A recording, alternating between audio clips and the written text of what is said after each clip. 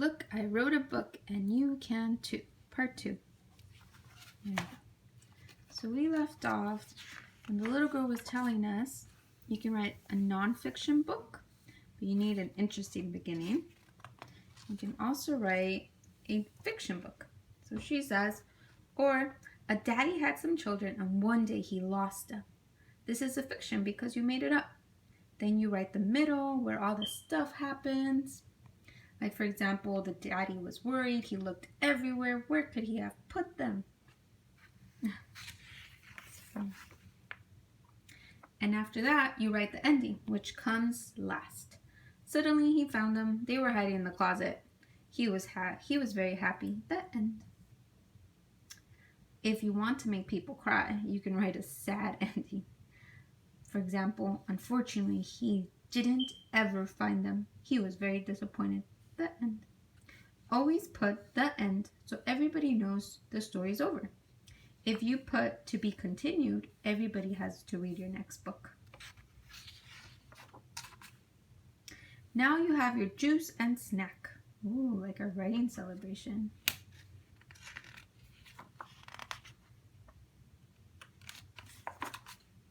And you probably should have words and pictures in your book. If you have no words, some people might not know what's happening and say, I don't get it.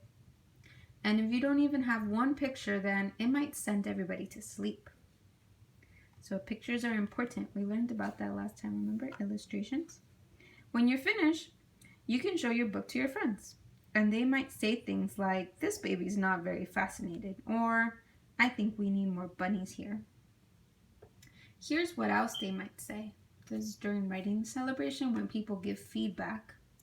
That was the most fantastic book ever. Are those bunnies or dinosaurs?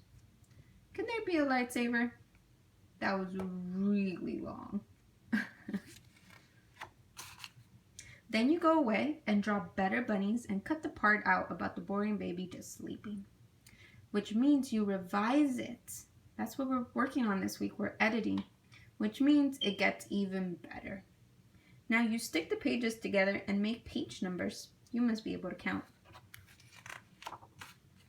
And next, you draw your very best picture with lots of colors in it, and then it goes in the front. That's the cover of your story. Don't forget to put your name on there. On the back, you put what the famous people thought of your book. Then you can make a beautiful portrait of yourself, and underneath, write all about the author and give important historical facts.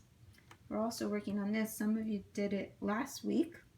You can say how old you are, how many brothers and sisters you have, your favorite color, if you have a pet, how many millions of cartwheels you can do without even stopping. So this is about the author. Now, you can get people to buy your book. For instance, you can be friendly. You can give them cookies.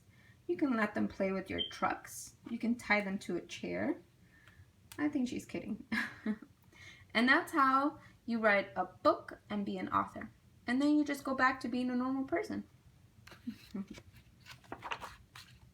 Or you can start your next book, which is called a sequel, and write things like how to write another book, the return of the spiders on the ceiling, the daddy who lost his children again, the other shoe comes home, the end, or to be continued, the end.